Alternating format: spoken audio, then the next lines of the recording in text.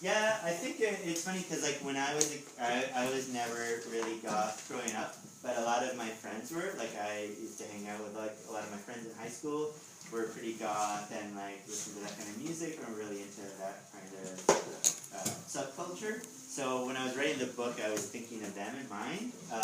So that was kind of the thing. And also I've always really liked horror novels, and like despite myself looking like a I don't know, a game show host or something, I feel like I've really been interested in that kind of like horror movie, book, that kind of thing. So those are kind of the things that, but I also like it stuff to be kind of funny too, so it's somewhere in between. Any other questions? Yes? Did you get your hip-hop lessons? Did I get my hip-hop? I have. Well, last year I did start taking hip-hop dance lessons. I was not very good, but I did take them for like the better part of a year. I haven't been since before Christmas. So anyway, we watched the video. Watch the trailer? Okay, yeah. We watched the trailer yesterday. 5 Reasons to Buy My Book. Yesterday. I didn't see it. Yes, we did. You can watch it later. It's online. It's very easy. But yes, I said that if you bought, like with buying my book, you would help me pay for hip hop dance lessons, which I have since taken, but I'm not very good. For a while, I was like, yeah, no, I wasn't very good. Yeah. Because it's Poetry Month, Yes. we've been writing poetry and learning a lot about poetry. Our read aloud is poetry, so we've got poetry stuff all over the walls. Oh, cool.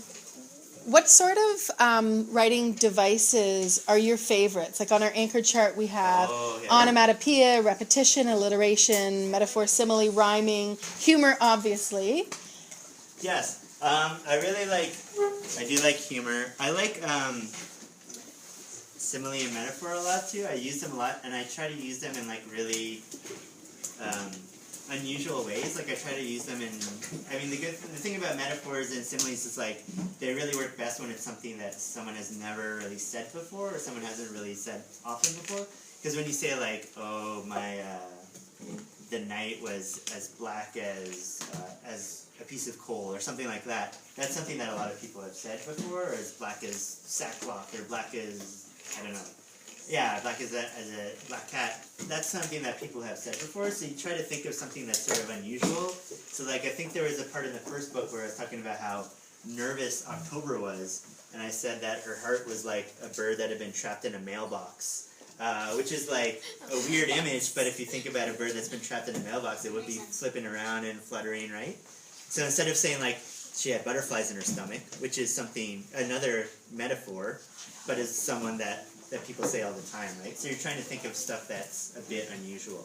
So I like those two a lot. I like onomatopoeia too as well. I think I try to use a lot of. I think it's also just coming from having made comic books before. I really like using sort of sound effects and using sound effects as words and verbs and things like that.